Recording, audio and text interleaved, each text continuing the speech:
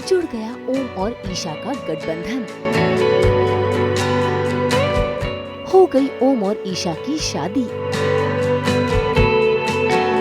गायत्री का प्लान हुआ fail. Colours के सीरियल राम भवन में आखिरकार ओम ने अपनी गायत्री भाभी को जीतने नहीं दिया और उसकी दुल्हन मिली भले ही भाग गई हो, लेकिन ओम ने ईशा से शादी रचाने का फैसला किया है और इसमें ईशा भी उसका साथ दे रही है। तभी तो देखिए कैसे शादी का जोड़ा पहन ईशा पहुंच गई है शादी के मंडप में और ओम संग रचा रही है अपना ब्याह।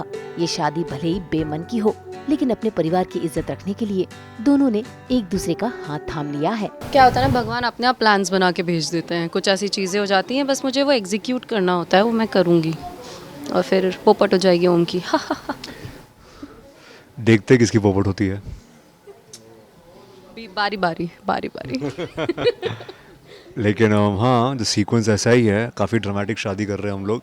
गर्मी में आई थिंक मुंबई की गर्मी वापस आ गई है। इतना अच्छा विंटर गया उतना ही बुरा समर जाएगा हमारे लिए। तो हाँ, काफ़ी मुश्किल है शूट करना, लेकिन जो भी है we are doing it for our audience and hope they like it. जी, I think Om is determined कि आज शादी होनी है and the reason he wants to do that is because ताकि घर वालों की इज्जत ना जाए, उनका सम्मान रहे, तो इसलिए ओम शादी करना ही चाहता है।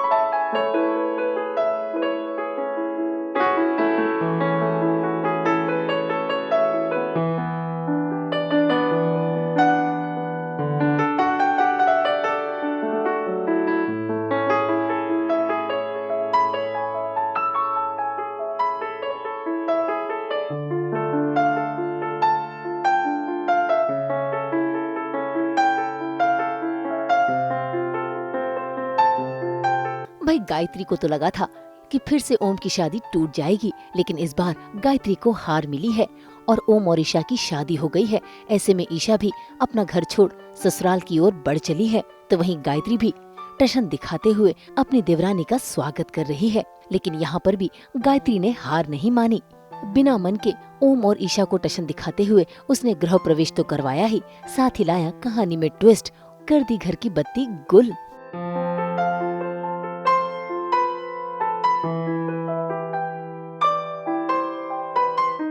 बहुत प्यार से आई एक्चुअली मतलब मुझे शूट करने में भी ओम के मम्मी पापा के साथ, जानकी जी और रामदास जी के साथ बहुत मज़ा आता है और I am happy to be married. भाई शादी करके ईशा खुश तो बहुत है क्योंकि उसको इतने अच्छे सास ससुर जो मिले हैं जो उससे बहुत प्यार करते हैं, लेकिन गायत्री उसने तो सभी को परेशान करने की ठान ली है। इसीलिए तो देखिए कैसे उसने ईशा को शादी के बाद पहली रस्म अदा करने के लिए कही और वो रस्म है हाथ में दिया जलाकर पूरे घर में घूमने की। ऐसे में ईशा ने भी अपनी जेठानी का चैलेंज लिया और देखिए कैसे हाथों में दिया जलाकर वो चलने लगी। हाथ जलता रहा लेकिन वो रुकी नहीं। ऐसे में ओम ने भी उसका साथ दिया।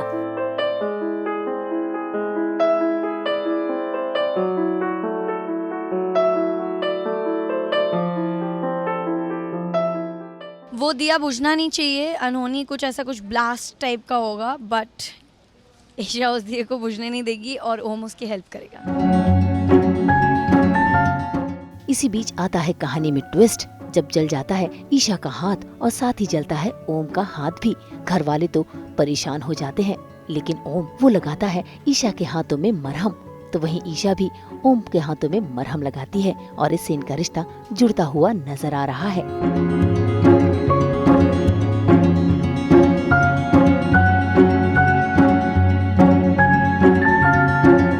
ऑनेस्टली मैं खुद भी ये सीन अभी करने के बाद फिगर आउट करूँगी कि कितना टशन देखने को मिलेगा। मोर सो टशन तो है ही, पर गायत्री के अगेंस्ट नहीं हूँ मैं, बस वो जो कर रही है उस चीज़ के अगेंस्ट हूँ कि मम्मी पापा के साथ इस तरीके का व्यवहार नहीं होना चाहिए ओम के। वो भी इतने प्यारे लोग हैं, they deserve some love. Isha ने अपनी एक रस्म तो अदा कर ली, ऐसे में वहाँ पर गायत्री भी पहुँच गई और देखिए कैसे वो ईशा के सामने ही ओम की बुराइयां करने लगी और तो और घर वालों के बारे में भी उसने बुरा भला कहा। ऐसे में ईशा चुपचाप सुनती रही, लेकिन ईशा भी शांत नहीं रही। उसने भी बड़े प्यार से अपनी जेठानी को करारा जवाब दिया है। हम जानते हैं कि अभी तुम्हारे हालात की वजह से तुम झुकी हो, पर इसका मतलब ये नहीं कि अपनी लाइफ पार्टनर को लेकर भी तुम्हें झुकना पड़े, वो भी ऐसा लाइफ पार्टनर जो अपने गुस्से में रहता है, जेब से कंगाल है, सोच से बेहाल। तुम जानती हो ना ईशा कि कपड़े लत्ते से लेके जेब खर्ची तक सब कुछ के लिए हम तो डिपेंडेंट हैं। ईशा कहने को तो ना ये राम है, पर ओम की हर दिन की लड़ाइयों की वजह से ये अंदर से ना रावण की लंका से कम नहीं है। हमें सिर्फ तुम्हारी चिंता थी, इसलिए हमने सोचा तुमसे बात करें।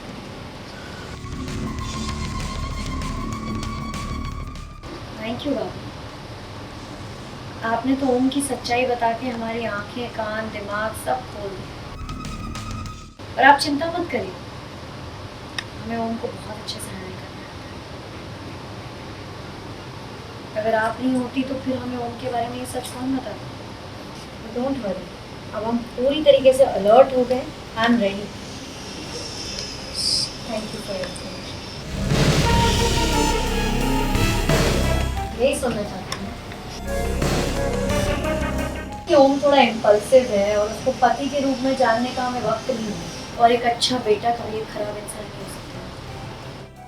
भाई ईशा की इन बातों ने गायत्री को हिलाकर रख दिया है, क्योंकि ये देवरानी अब जेठानी को सबक जो सिखाएगी।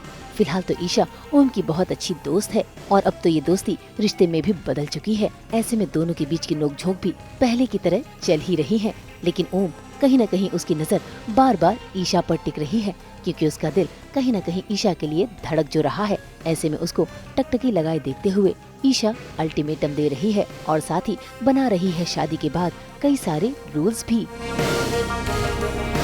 तुम्हें नहीं घूर रहे थे, तुम्हारी ये पिन की दुकान को घूर रहे थे। बोलो तो घर के पास स्टॉल लगा देते हैं, अच्छी कमाई हो जाएगी तुम्हारी। ओ, नौटंकी नहीं, चुपचाप रूल लिखो, नो स्टेयरिंग विदाउट परमिशन।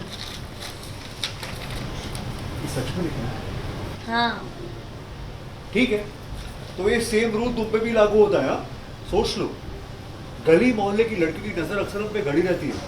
वो क्या कहते हैं अंग्रेजी में, जाम हमारा इररिस्पॉन्सिबल, इररेजिस्टिबल। है ना?